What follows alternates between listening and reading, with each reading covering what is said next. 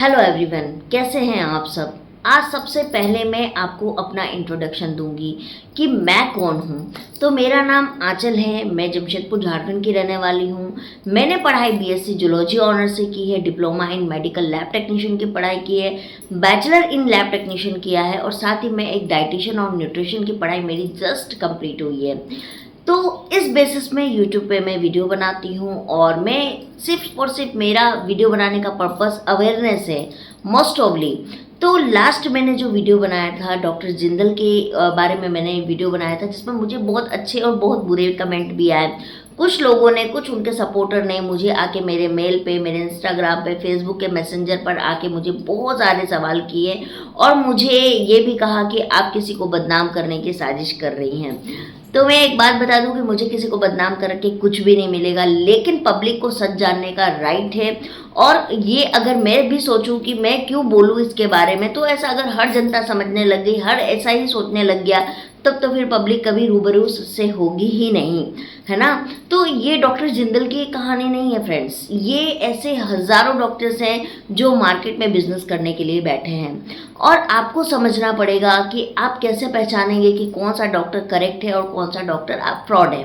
ये आपको डिसाइड करना है। हमको बेवकूफ़ तब बनाता है ना जब हम बेवकूफ़ बने हुए होते हैं, हमें किसी भी चीज़ की नॉलेज नहीं होती है, तब हमें कोई भी आसानी से बेवकूफ़ बना देता है।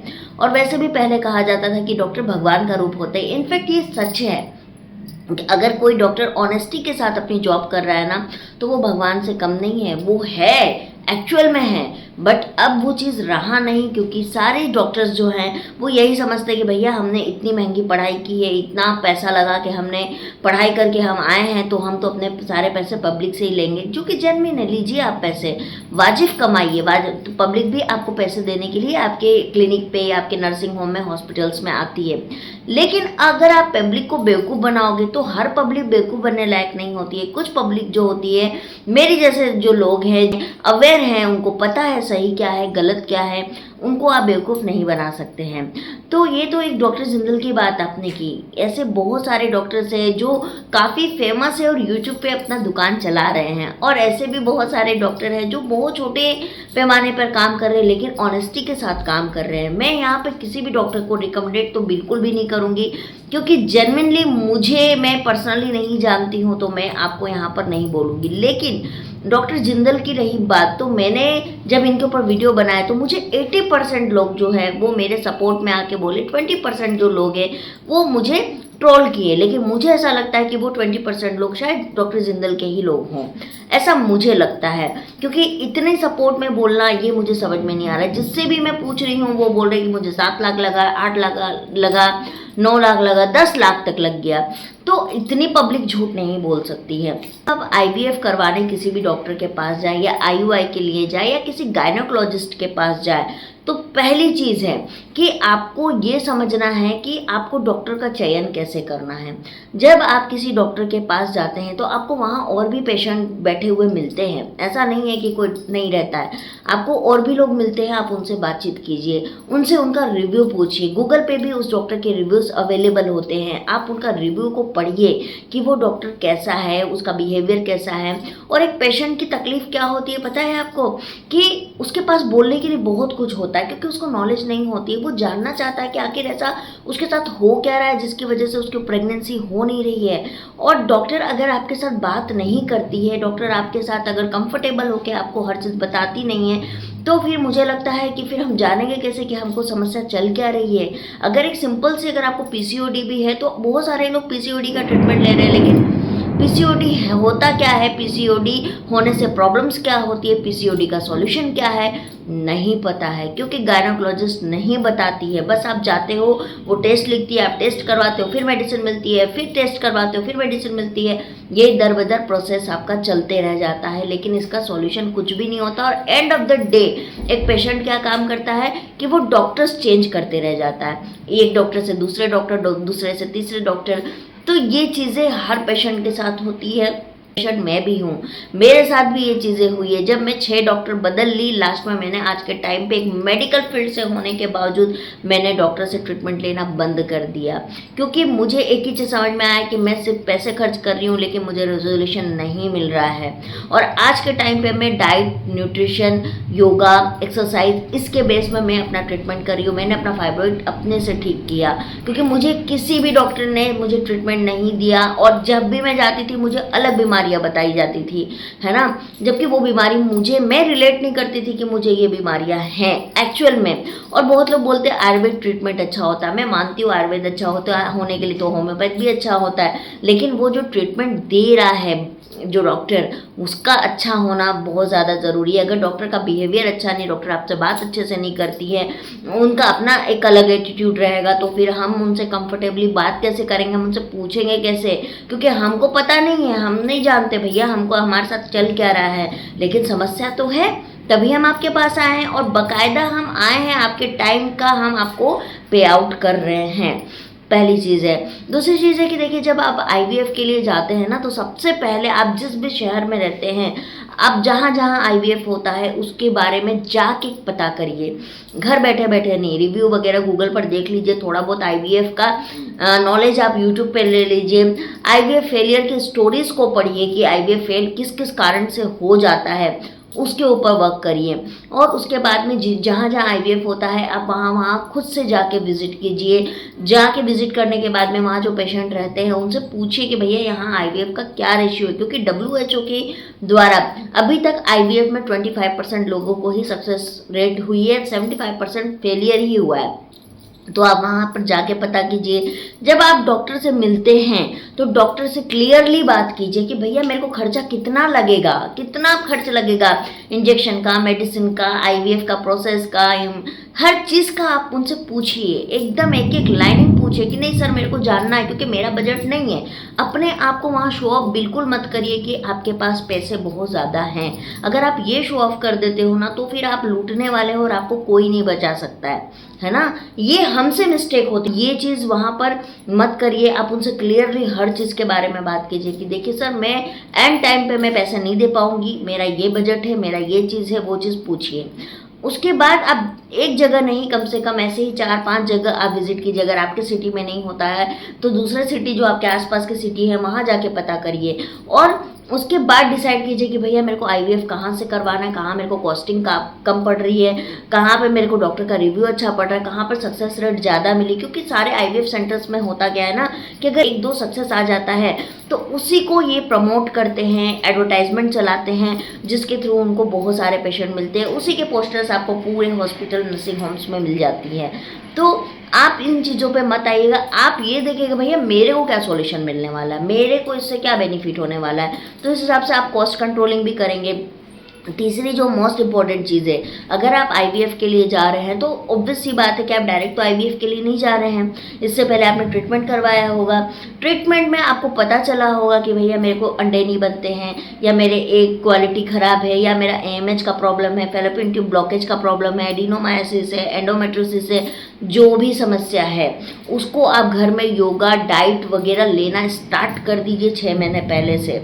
आप जितना अच्छा हेल्दी डाइट, योगा, एक्सरसाइज करोगे गाइज, आपके सक्सेस होने के उतने ज़्यादा चांस है। सिर्फ डॉक्टर पे ब्लेम करने पर नहीं होगा, ये चीज़ भी हमको अपनी तरफ से एफर्ट लगाने की ज़रूरत है कि आप इन चीज़ों को भी करिए साथ ही साथ। उसके बाद 6 महीने के बाद में आप आईवीएफ की तरफ जाइए, इसमें सक्सेस मिलने के बहुत अच्छे चांस है आपको, है ना। तो ये चीज़ आप कीजिए। तीसरी जो चीज़ है कि हर चीज़ को क्लैरिटी रखिए, है ना, हर चीज़ को क्लैरिटी रखिए। आपको पता है कि भैया मैंने आईवीएफ का डिसीजन लिया, मेरे को इतना कॉस्टिंग आने वाला है, मैं इतना करने वाले हूँ, है ना। अब बात करते हैं कि ये डोनर एग क्या होता है। डोनर एग आखिर होता क्या है? डोनर एग वो होता है जिन महिलाओं का AMH कम है, जिन महिलाओं के अंडे की क्वालिटी ख़राब है, जिन महिलाओं को अंडे बनते नहीं हैं, वो जो IVF के लिए जाती हैं तो उनको डोनर एग लेना पड़ता है ना, या डोनर स्पर्म लेना पड़ता है मेल को। तो ये डोनर एग आखिर डॉक्टर के पास आते कहाँ से है, ये डोनर स्पर्म आते कहाँ से हैं? तो जिन महिलाओं के अंडे अच्छे बने हुए हैं, एम्ब्रियो अच्छे बना हुआ है, वो फ्रीज़ करवाती हैं। फ्रीज़ के आई थिंक 40,000 to 50,000 रुपीज़ लगते हैं।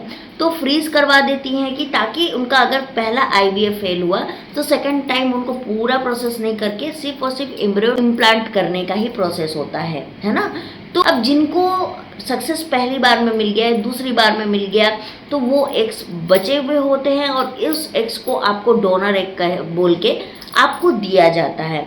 तो ऐसे केस में जब भी आप आईवीएफ करवाओ तो आप डॉक्टर से डायरेक्ट पूछो कि डॉक्टर हमको अंडे एग कितने बने हैं, हमारा कितना एम्ब्रियो ट्रांसफ़र हो रहा है, हमारा कितने एम्ब्रियो को इम्प्लांट किया जा रहा है, कितने एम्ब्रियो को फ्रीज किया जा रहा है, इसकी जानकारी आप अच्छे से रखिए, है ना। आपको पता होना चाहिए और डॉक्टर के हर प्रोसेस में पूछिए कि डॉक्टर इसमें मेरे को क्या परहेज रखना होगा, मेरे को ट्रांसफ़र होने के बाद में क्या करना है, क्या नहीं करना है, क्या खाना है, क्या नहीं खाना है, ये चीज़ों को पूछिए, उनसे पूछिए, क्योंकि नेचुरल प्रेगनेंसी का प्रोसेस अलग होता है, आईवीएफ आईयूआई का प्रोसेस अलग होता है।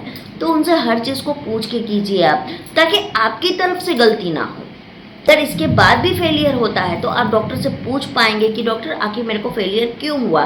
क्योंकि देखिए गाइस, आप किस किस को ब्लेम करोगे, किस किस को हम बोलेंगे। कहीं ना कहीं हम बेवकूफ़ होते हैं कि हम डॉक्टर पे आंख बंद करके भरोसा करते हैं। तो हमारे अंदर अवेयरनेस की ज़रूरत है। और आज के टाइम पे आपके हाथ में गूगल है, यूट्यूब है ना। आप जाइए, वहाँ सर्च कीजिए आईवीएफ का क्या प्रोसेस होता है, आईवीएफ में क्या करना होता है, आईवीएफ में क्या नहीं करना होता है, आईवीएफ कब सक्सेस होता है, आईवीएफ कब फेल हो जाता है। ये सारी चीज़ें की जानकारी आपको गूगल पर मिल जाएगी, आप उसको पढ़िए। आज के टाइम पे मैं ये नहीं मान सकती हूँ कि किसी के पास में स्मार्टफोन नहीं है। हर किसी के पास स्मार्टफोन है। क्यों ना हम अपने आप को एजुकेट करने में इसका इस्तेमाल करें। किसी भी डॉक्टर के पास में आपको बताएगी नहीं, ये बताता है कि नहीं वो डॉक्टर बहुत अच्छी है, तो उसका रिव्यू निकालिए गूगल पर कि भैया इसका रिव्यू क्या है। नहीं पता चला, कोई बात नहीं, चलो एक बार घूम के आते हैं। आईवीएफ में भी आप जाइए, बार बार देख के आइए, डिसीजन मत लीजिए, क्योंकि एक बार आपने आईवीएफ का डिसीजन ले लिया, उसके बाद आप पीछे नहीं हट सकते हैं बीच प्रोसेस में। तो इसीलिए ये सारी चीज़ें, ये सारी मिस्टेक्स आप भी अपनी तरफ से मत कीजिए। क्योंकि देखो, एक चीज़ है कि डॉक्टर ने, भले डॉक्टर की गलती से हुआ है, लेकिन पैसे हमारे गए हैं।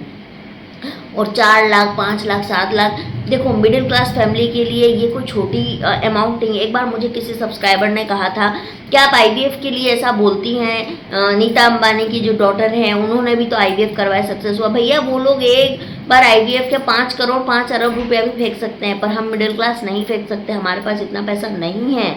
हमको बहुत सोचना पड़ता है कि हम एक ट्रीटमेंट ले कि नहीं ले। बहुत सारी मेरी ऐसे सब्सक्राइबर है ना जो डॉक्टर के पास नहीं जाती है कि भैया मैम दीदी 800 रुपये डॉक्टर की फ़ीस लग जाएगी, 1000 रुपये डॉक्टर की फ़ीस लग जाएगी, ये इंजेक्शन छोड़ देते हैं क्या, ये बहुत महंगी है। अरे दीदी हम इतना महंगा फल अफोर्ड नहीं कर पाएंगे। जब मैं डाइट बताती हूँ ना, दीदी हम ये फल अफोर्ड नहीं कर पाएंगे, हम ये चीज़ें अफोर्ड नहीं कर पाएंगे। ये है जनता। तो हम मिडिल क्लास लोगों को हर चीज़ सोचना पड़ता है, तो हम अपने पैसे ऐसे कैसे आग में झोंक दें, है ना। तो ये चीज़ें ख्याल रखें। क्योंकि जय मेहता के बारे में मेरे से लोगों ने पूछा, रांची के भी कुछ आईवीएफ सेंटर से मैं आपको बता दूं कि जितने भी आईवीएफ सेंटर है ना, सबके पॉजिटिव और नेगेटिव दोनों रिस्पॉन्ड मिलेंगे, दोनों मिलेंगे। आप किसी और आप जिससे भी पूछ लो, लेकिन खुद से एक बार जाकर देखो। और आपको अगर सही लगे, आप अपने लोगों से बात करो, आपको सही लगता है, फिर यू कैन डिसाइडेड कि हाँ भाई मैं अब आईवीएफ करवा सकती हूँ। तो ये मेरे को बहुत बताना ज़रूरी था, क्योंकि बहुत सारे मेरे पास में कमेंट आते हैं और बहुत लोगों को लगता है कि मैं ट्रोल करने बैठी हूँ। देखो गाइस, ट्रोल की बात नहीं है, बट हाँ मैं अवेयरनेस ज़रूर करती हूँ। मुझे जब जब मौका मिलता है मैं अवेयरनेस करती हूँ लोगों को, क्योंकि बनाने का मोटिव ही यही था कि लोगों को जागरूक करें हम, है ना। नहीं तो ऐसे नॉलेज और ऐसी पढ़ाई का क्या फ़ायदा जब आप लोगों को इससे बेनिफिट मिल ही नहीं रहा है। आज के टाइम में मैंने मेडिकल क्यों छोड़ा, मेरा मेडिकल छोड़ने का भी बहुत बड़ा रीज़न है कि आज मैं मेडिकल जॉब छोड़ के, और मैं का भी बहुत रीज़न है। कभी मैं आपको फुर्सत से बताऊंगी कि मैंने मेडिकल बैकग्राउंड क्यों छोड़ दिया, है ना। तो अगर आपको मेरा ये वीडियो अच्छा लगे तो इसको लाइक, सब्सक्राइब और शेयर ज़रूर कीजिएगा। और हाँ, आप मेरी बात से एग्री करते हैं या नहीं वो अपने कमेंट बॉक्स में मुझे ज़रूर बताइएगा, ताकि मुझे भी अच्छा लगे कि चलो मेरे वीडियो से किसी को कोई बेनिफिट हो भी रहा है कि नहीं, ये मैं भी जानना चाहती हूँ। तो मैं मिलती हूँ आप लोगों से बहुत जल्दी एक नेक्स्ट वीडियो में। तब तक के लिए बाय बाय, राधे राधे। अपना ख्याल रखिए, डाइट कीजिए, योगा कीजिए, सक्सेस ज़रूर मिलेगी।